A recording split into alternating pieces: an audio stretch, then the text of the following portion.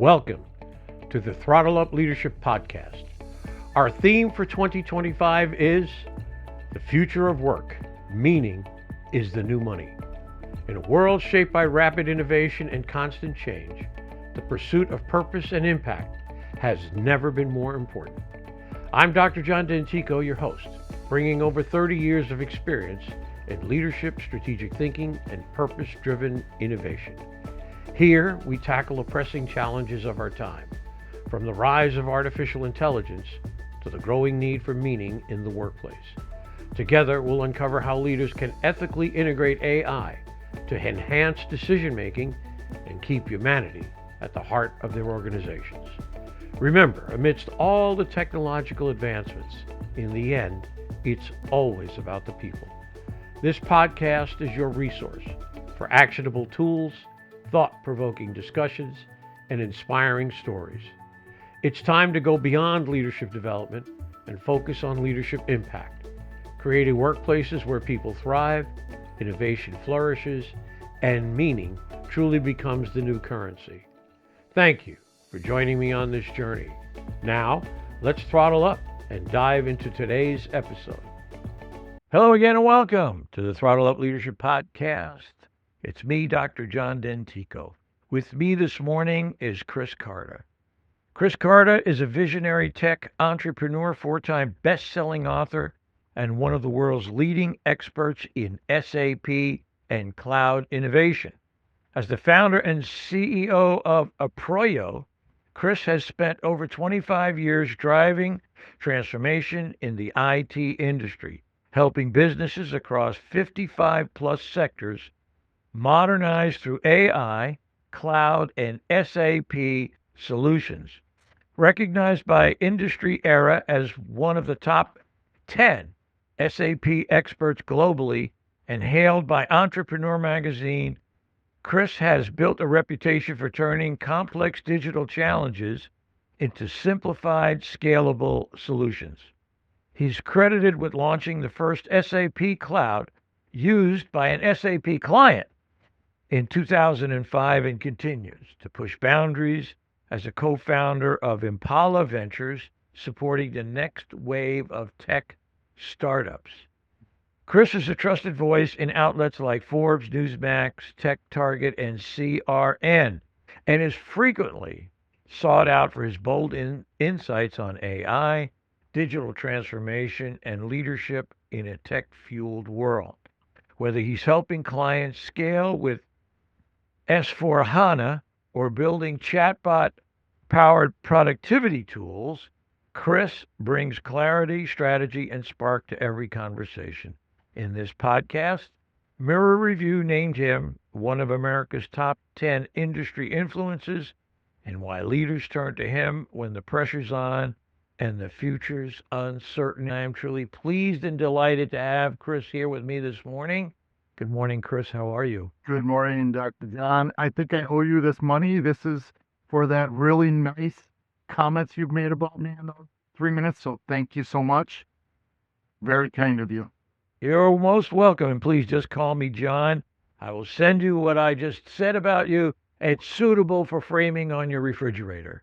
I've sent many of them to other people, and they love it. So anyway, Chris, let's start off with a little personal note.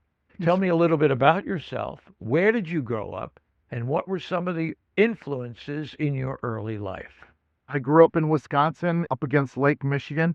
I was very fortunate to have three parents. My parents divorced early, and my parents fostered my creative side. Athlete as well as a creative individual, and I loved playing with the first Commodore Vic 20s, the first Atari 80, the Ford, and I fell in love with being able to create a little bird on the screen that went flying by. And I was blessed enough to be able to go to Georgia Tech, went there with my Commodore Vic 20 and my Apple IIe. I thought I would become a computer scientist. I ended up getting an internship my second year at Tech and ended up working at Coca-Cola, and changed my life for me because that's where I was supported by SAP. SAP was growing in North America, and that was the first of their largest upgrade cycles in history. And I'm very blessed. I've got an incredible wife of 26 years, two beautiful daughters who are nurses and want to help others. I'm blessed because I get to help others with their technology. They help others with their bodies and their minds. And it's now led to multiple companies, leadership, helping my staff grow and helping my customers grow. I'm a very blessed man in all regards.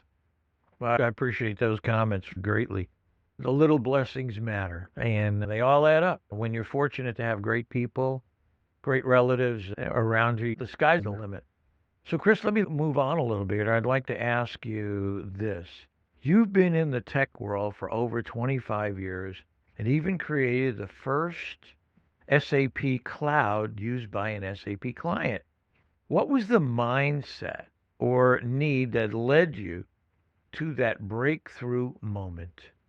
Oh, I can still remember it today. We were playing back in the day when we were younger. VMware came out and they were working and they were putting it on all the x86 applications. They were trying to get it built up. We had built it for SAP to run its application on one VM and its database on a second VM if we wanted to separate it. I thought it would be great if we could take this to the market and build up larger entities and be able to segment off their databases from their application servers, spin up more application servers anytime we need. And the reason I say that is because in the SAP ecosystem, you are constantly refreshing your sandbox.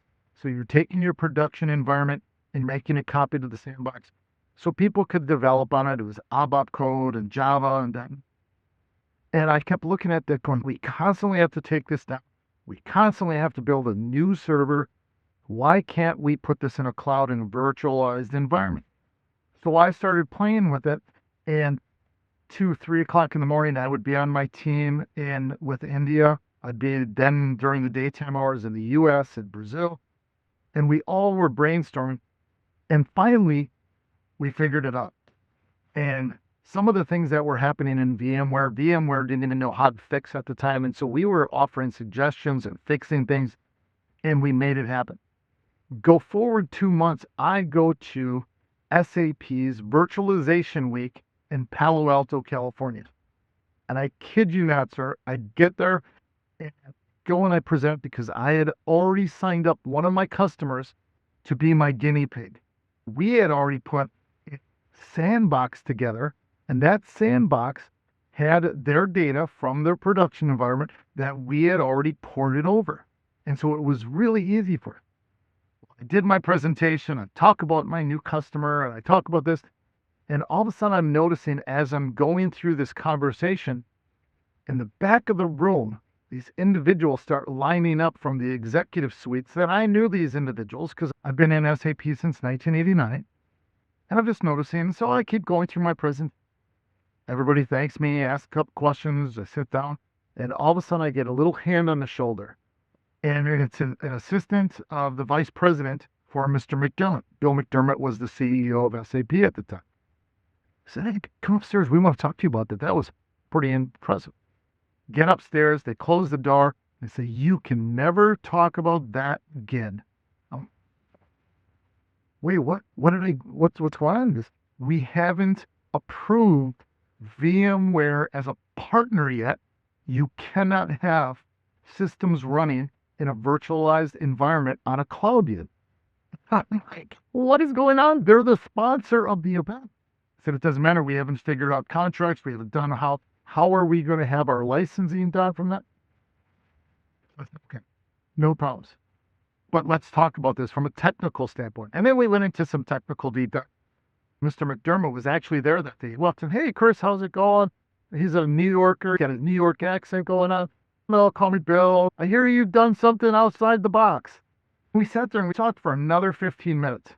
It's actually one of the reasons why in one of my books, my book was dedicated to Bill McDermott. If it wasn't for him allowing us to keep moving forward and to keep working on it technologically wise, who knows, would never have been.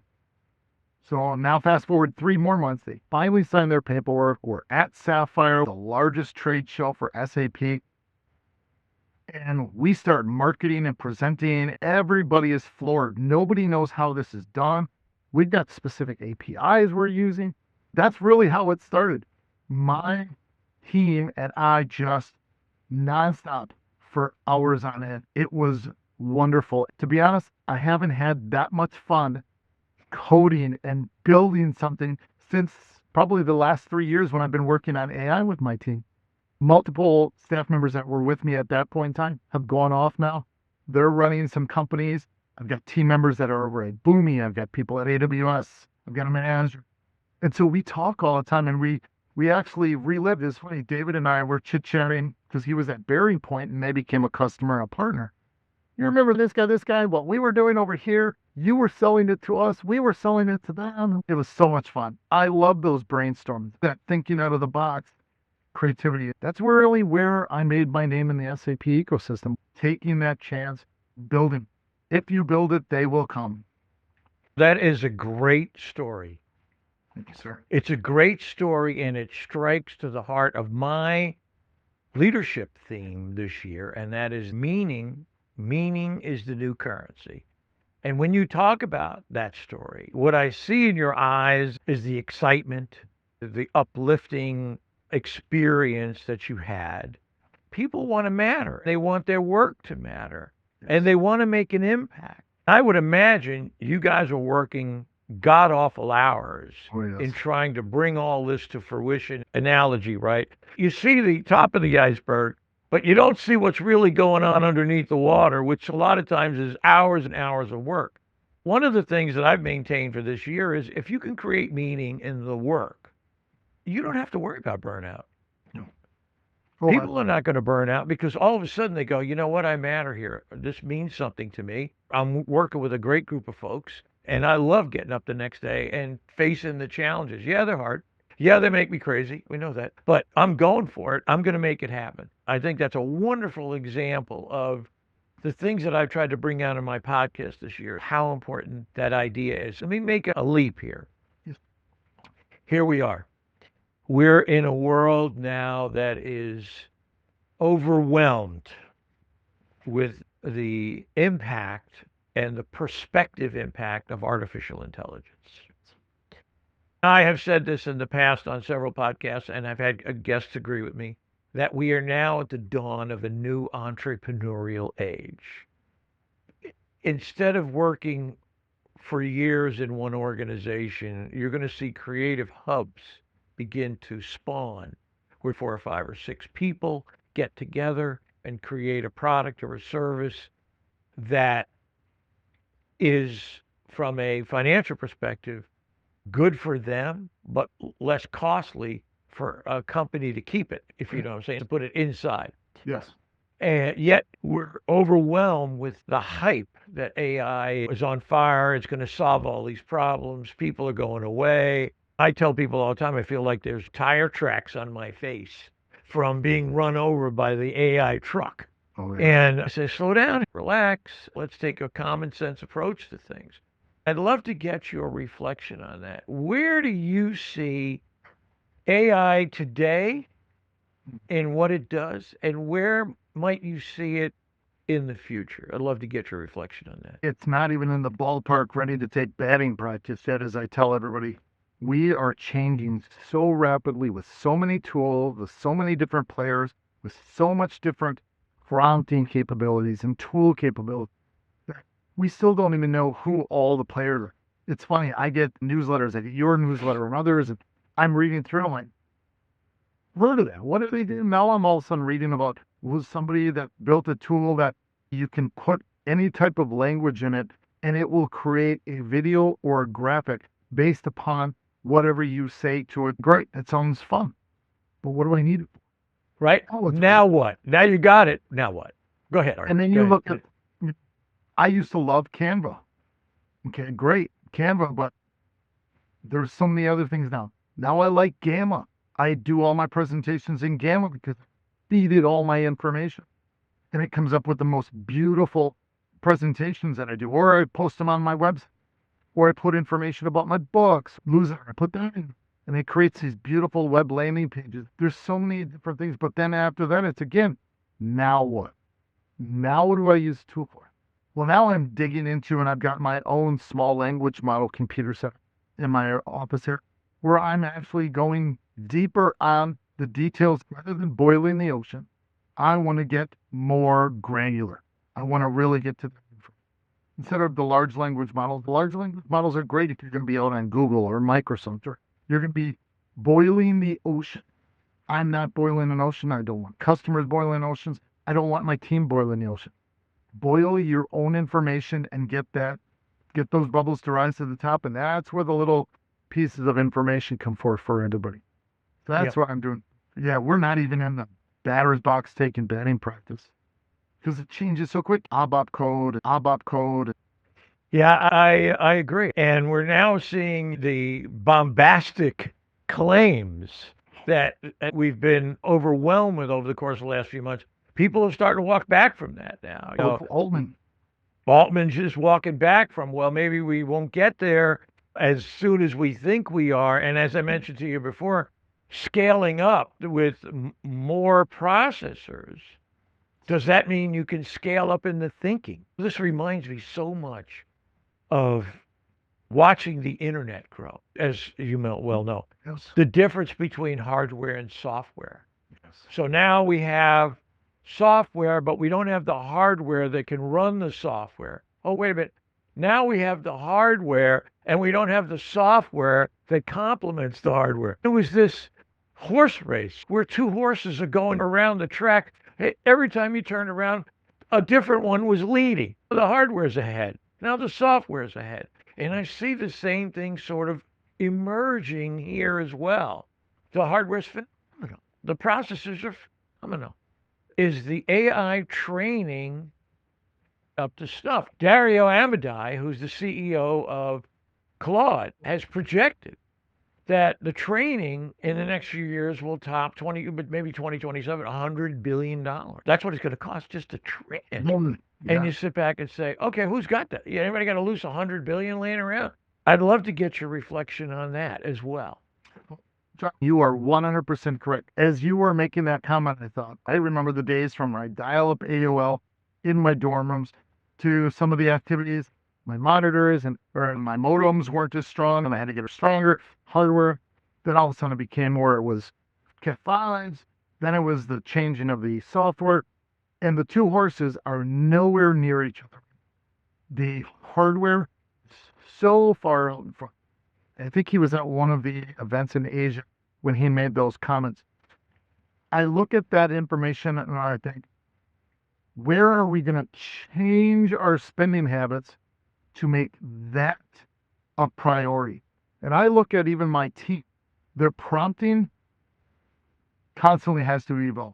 Their ability to use the tools constantly has to evolve in order to be, and so they have to constantly, this is what every good technologist does. We're playing, we're trying to figure out positive, negative, or okay, A, B scenarios, or what are we doing here? How are we doing? What if we did this, if then scenarios? Doing those types of things takes a lot of time and a lot of money because you're using these tools. That's why I go to the SLMs and I have our people in there. But again, it's all these what if scenarios, and then you prompt and then you reprompt and getting your tools to be able to understand what you do, how you're doing it.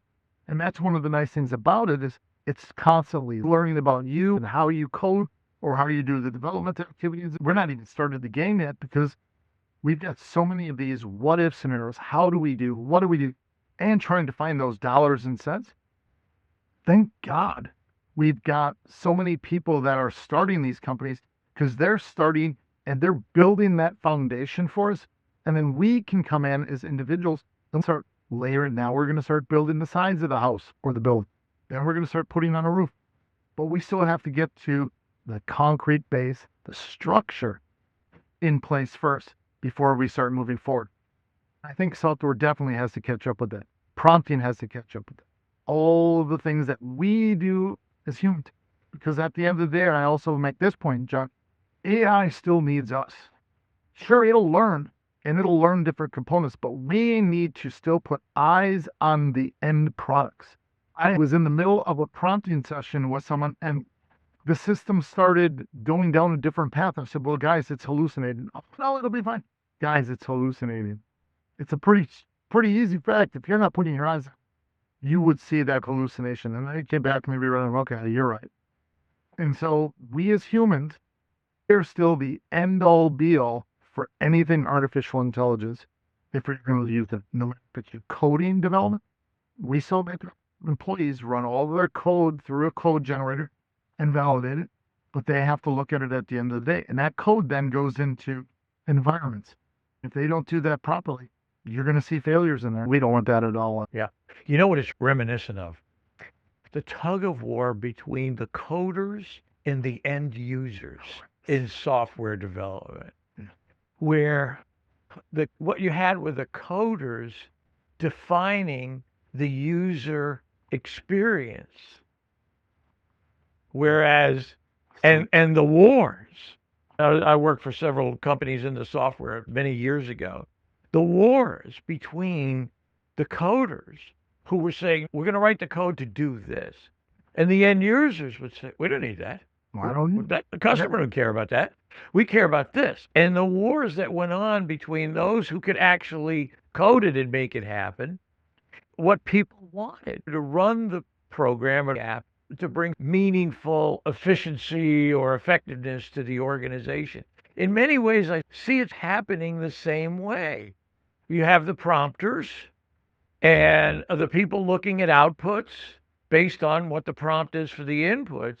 Yet the question is, can the systems that are coded, trained, are they giving the end users what they need? And as you so aptly pointed out, there is another part of this dynamic, and that is knowing how to prompt, knowing how to put in what you need in order to get what you want.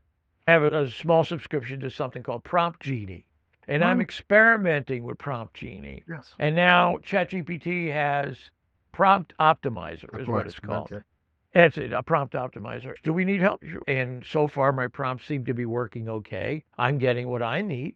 I use a lot of it for what I would call an articulation generator. That's what I want to say something. Here's the big idea. Take me down that road. That's normally how I use it for what I do. And it does a wonderful job for that. It helps me get to that endpoint a lot quicker. That's the efficiency part of it. I'm on board with you. It's just so amazing. I'll bring this up because you introduced the baseball metaphor. I was in a meeting not too long ago, and I had an HR person talking about the significant changes that are going to come to HR. I couldn't help but leave with the notion that this person, the way they described the transformational change in HR, was that basically AI was going to solve all the problems. And, if take a baseball metaphor, AI was going to bring us home, score the run, bring us home. And I said, I can't buy it. I just can't do it. And what I see AI doing in HR is maybe getting us to first and second base. But I don't think it's going to bring us home. I don't think it's going to score the run. I think it'll take a lot of mystery out of it. I think it'll afford us a really interesting perspective. I'll tell you a story that goes along with this. There was a woman not too long ago who was using Google Gemini, as I remember, to teach people how to get past the resume screening software. How to use the most ironic part of this was that the only way to hack the system, quote unquote, the AI software, was to conduct more personal interviews. The human was the hack. Well, we can't rely on AI to take us home. So maybe we should actually talk to people and see what they say, maybe on a Zoom call or even personally, buy them lunch or whatever. Well, I've seen it was Zoom so very calls. interesting. People have asked themselves for interviews, and they're doing this masking technology now. And I had to watch the video twice. Wow, look at that. You can tell his lips are not in sync with the vocals, and it's, somebody else is doing it for them. I love it. Okay.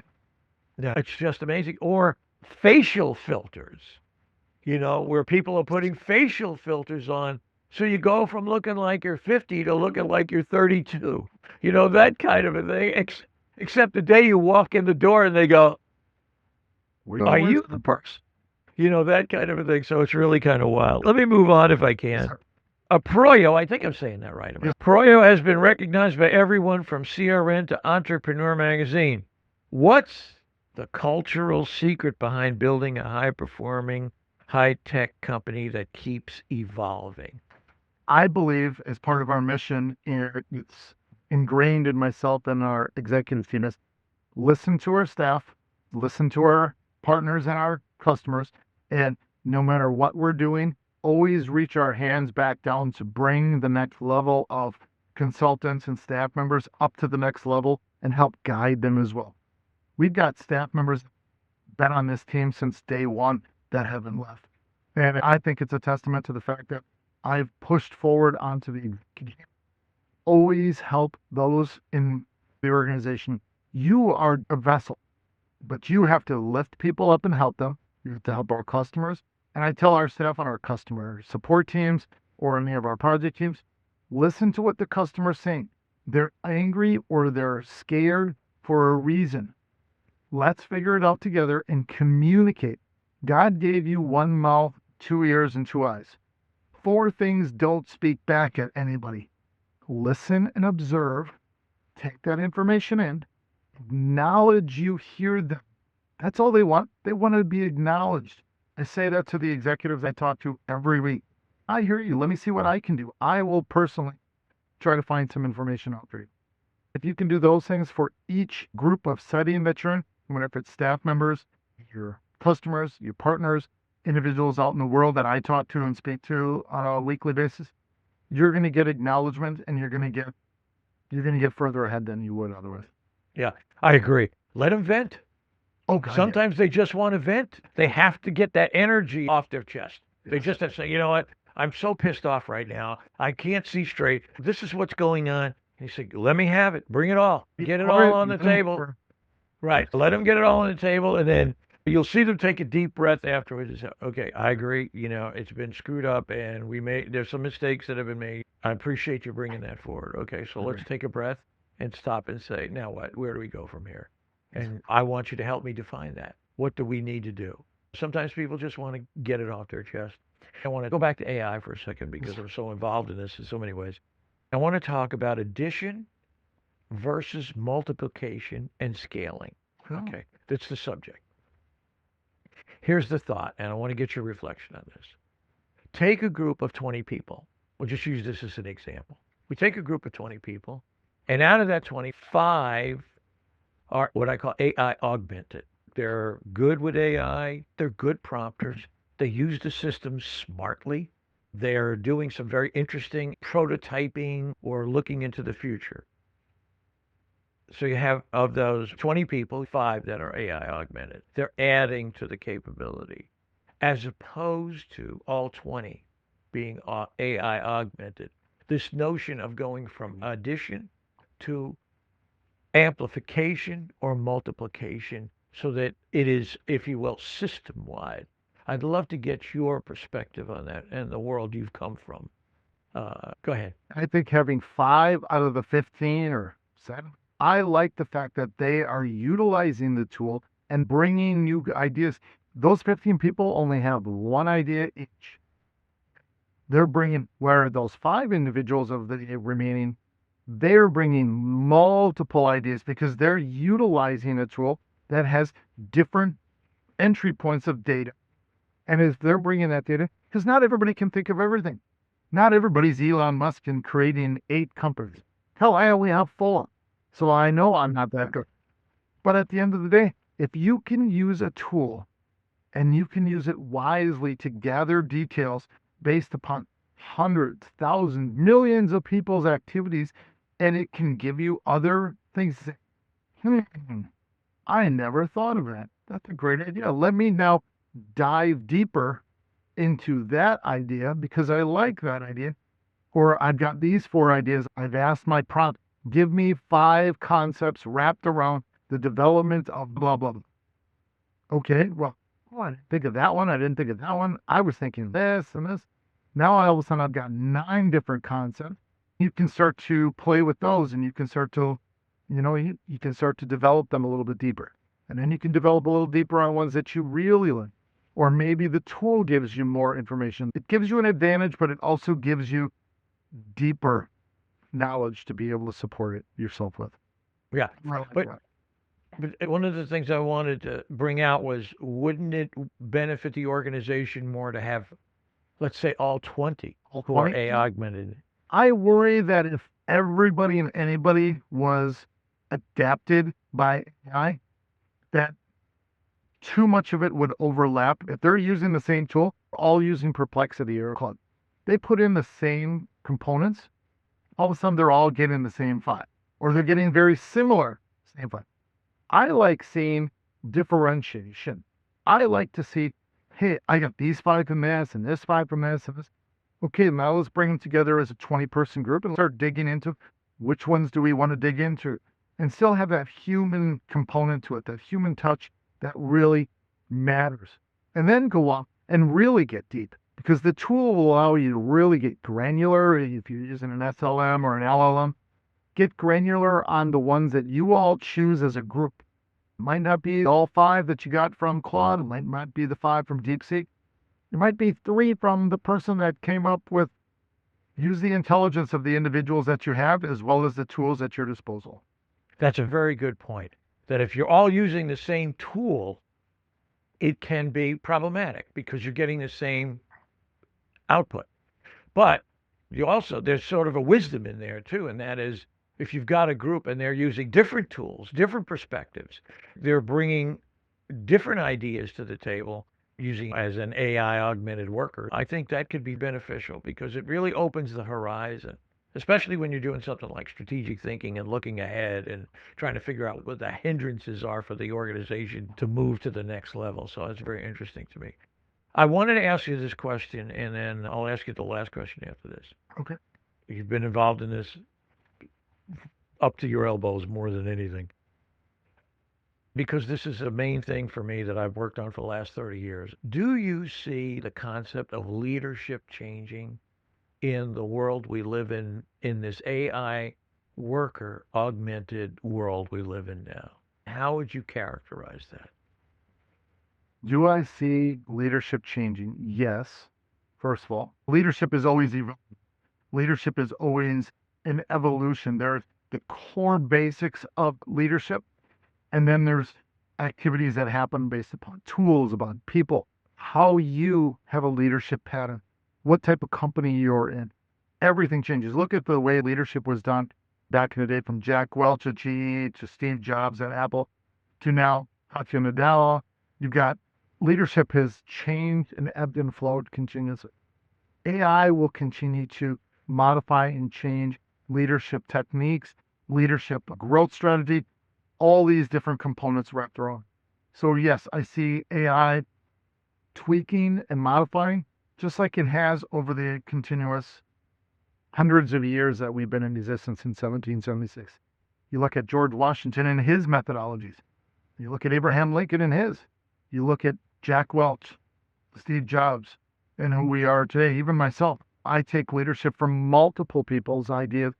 I've read those individuals' books. I've read the autobiography of Washington, Lincoln, Teddy Roosevelt, Jonathan.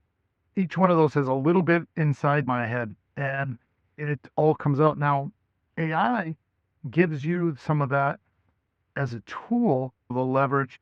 I don't know everything, and I'll never know everything, but I can ask a tool that knows pretty close to everything that's on the web in the world, and I can get some different variations of leadership based out of that. Very interesting.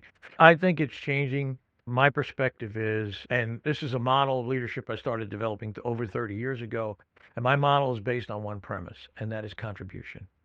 We have an issue. We have a problem. Who would like to jump in here? Who would like to help? Who has an idea, a thought, a perspective that can help us take us from here to the next level? So we'll see how it all turns out. Let me ask you the last question, and then we'll wrap it up. What do you, in your capacity, working in SAP, in your companies, what is your hope for the future? Well, my hope for the future is bright. We have the oldest group of individuals of any technology right now. SAP, there are more individuals in the SAP ecosystem that are the age of 50 and above than any other application and tool that's out there. I see the brightness because I go to these universities and I talk to younger people to get them into SAP, playing on the cloud, the AI models, the SAP S4 in a cloud activities. I also want these individuals to have a side hustle. I want them to learn new things. I want them to grow. I don't want them to pigeonhole themselves in one area. I want them to expand their knowledge. And that's why I think AI is so important for everybody. Expand your knowledge. You will never know everything that you want to know. You can't read that many books. You can't listen to those many audibles. Now, I hope you read my books, and I hope you read Dr. Dentico's. But I also hope that at the end of the day, you use the tools that have been given to us, and we're continuously developing to grow yourself, and to grow yourself into that better human. You're not an AI cyborg, at least not yet. Grow yourself to be a better human, because that's what AI is going to do. It's going to make you a better human. It's going to make you a better staff member. It's going to make you a better consultant. It's going to make you a better person in general to understand more of what you want to do to succeed in this world. And that's what I use it for. I want to become a better Chris Carter. And I don't ask it to do anything else. Help me be a better me. What are the things I need to do? It actually told me I was getting too fat and I needed to start doing some exercises. Thanks, Claude. Appreciate you. Appreciate you. This is great. I think you're right. I want people to find greater meaning in their life. I think the meaning for me is the single greatest motivation factor on the planet. You give people meaning and they'll just take off and run with it as hard and as fast as they can. So I look forward to that. Chris, this has been a pure delight. I can't thank you enough for being on the Throttle Up Leadership Podcast this morning. I wish you every success. I wish you and your family the greatest of health in the future. And again, thank you so very much for your time. Thank you, sir.